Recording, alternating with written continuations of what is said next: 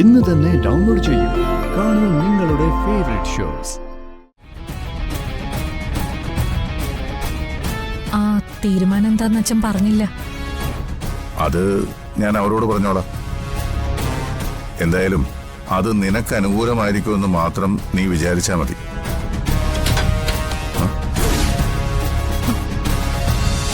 ഞാൻ പറയുന്നത് കേട്ട് എന്റെ കൂടെ ജീവിക്കാൻ നിനക്ക് വയ്യെങ്കില് ഡൈവേഴ്സ് ചെയ്തിട്ടേ നീ നിന്റെ പാട്ടിന് നോക്കിയോ. അല്ല പിന്നെ നിന്നെയൊക്കെ ചുമക്കുന്ന എന്നെ വേണം പറയാൻ.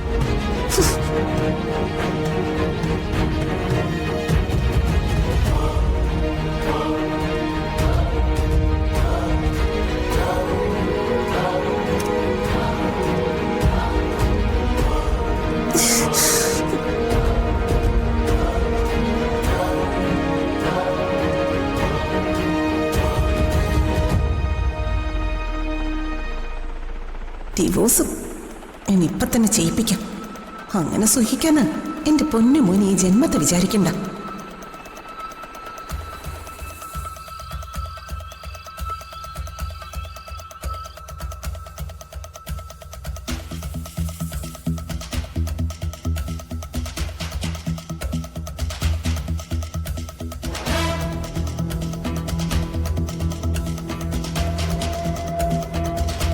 അച്ഛൻ ഇതുവരെ ഉറങ്ങിയില്ലേ? ഉറക്കം വന്നില്ല. അല്ല, അച്ഛനാരും മരുന്നെടുത്ത് തന്നില്ലേ? ഞാൻ അനക്കയോട് പറഞ്ഞായിരുന്നല്ലോ. അവർക്കൊന്നും അതറിയില്ല. അത് മാത്രമല്ല, അവരാരും എടുത്തു തന്നാലും അത് ശരിയാവില്ല. ഞാൻ എടുത്തുതരാം.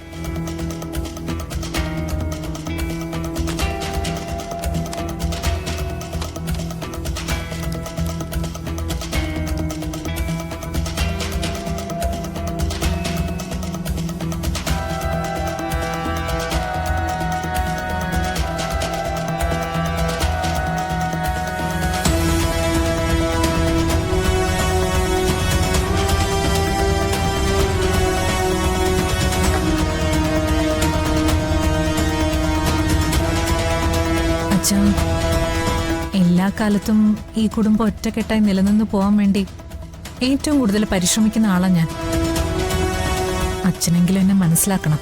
അത് നീ എന്നോട് പ്രത്യേകിച്ച് പറയണമെന്നില്ല, എല്ലാം എനിക്കറിയാം.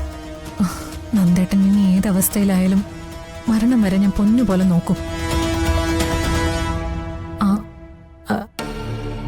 അയ്യോ, ഞാൻ അങ്ങനൊരു അർത്ഥത്തിൽ പറഞ്ഞതല്ല. നന്ദേട്ടൻ ഉടനെ തന്നെ ആ കട്ടിലിൽ നിന്ന് എഴുന്നേക്കുന്നത് തന്നെയാ എന്റെയും പ്രതീക്ഷ. എന്റെ സ്വന്തം അച്ഛനെ പോലും ഞാൻ ഇത്രയേറെ സ്നേഹിച്ചിട്ടില്ല, പരിചരിച്ചിട്ടില്ല. എനിക്കിതെല്ലാം അറിയാവുന്ന കാര്യങ്ങളാ. പിന്നെ നീ ഇതൊക്കെ എന്തിനെങ്ങനെ ആവർത്തിച്ചു പറയുന്നേ? അച്ഛൻ എല്ലാ അധികാരങ്ങളും എനിക്ക് തന്നു. കമ്പനിയിൽ നന്ദേട്ടൻ ഉണ്ടായിരുന്ന ചുമതലകളും എന്നെ ഏൽപ്പിച്ചു.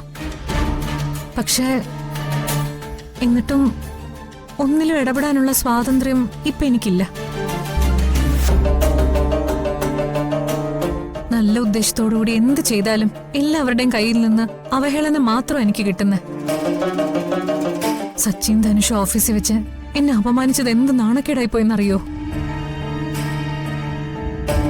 അവരാരും എന്നെ മനസ്സിലാക്കുന്നില്ല. ഓഫീസില് എല്ലാവരുടെയും മുന്നിൽ ഞാൻ നാണം കിട്ടും. അതിനൊരു പരിഹാരം ഞാനും ആലോചിക്കുന്നുണ്ട്. ഇങ്ങനെയൊക്കെ എന്നെ അപമാനിക്കാൻ ഞാൻ അവരോട് എന്ത് തെറ്റ് ചെയ്തു വച്ച?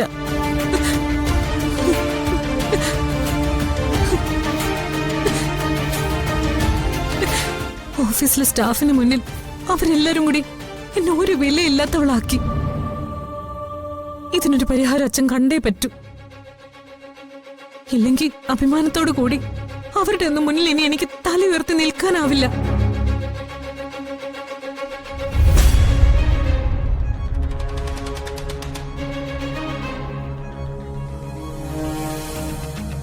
ഈ കുടുംബത്തിനകത്ത് അസ്വാരസ്യങ്ങൾ ഒഴിവാക്കാനും എല്ലാവരെയും ഒറ്റക്കെട്ടായി നിർത്താനും ഇനി ശ്രമിക്കേണ്ടത് നീയാ. എന്റെ മൂത്ത മകന്റെ ഭാര്യ നീ.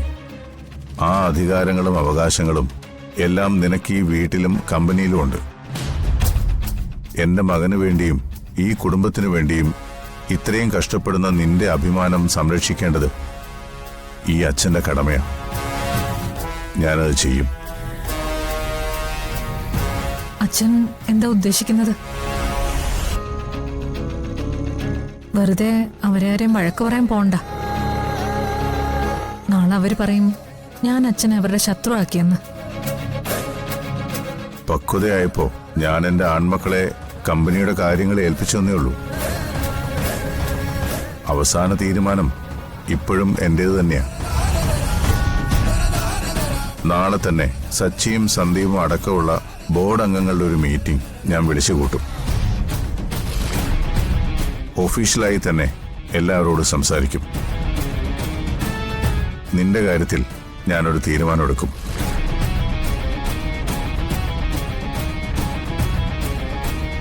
ആ തീരുമാനം എന്താന്ന് അച്ഛൻ പറഞ്ഞില്ല. അത് ഞാൻ അവരോട് പറഞ്ഞോളാം. എന്തായാലും അത് നിനക്ക് അനുകൂലമായിരിക്കുമെന്ന് മാത്രം നീ വിചാരിച്ചാൽ മതി.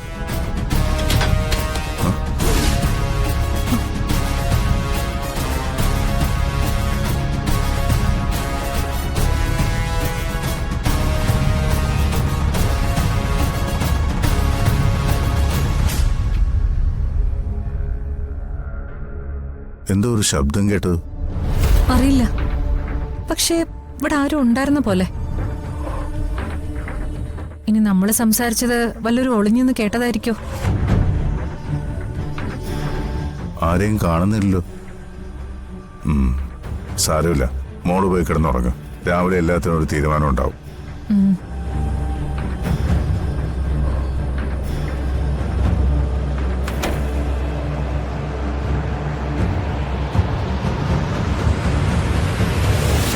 ആരായിരിക്കും ഇവിടെ ഒളിഞ്ഞെന്ന് കേട്ടത്?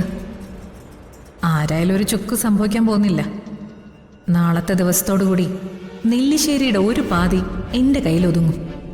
അതുപോലെ ബാക്കിയും എന്റെ കാൽച്ചോട്ടിലാകാൻ അധികം താമസമില്ല. അത് കഴിഞ്ഞു വേണം മണ്ടനായി ഈ തന്തയും മക്കളെയും ഇവിടെ നിന്ന് അഗതികളെ പോലെ ഇറക്കിവിടാൻ.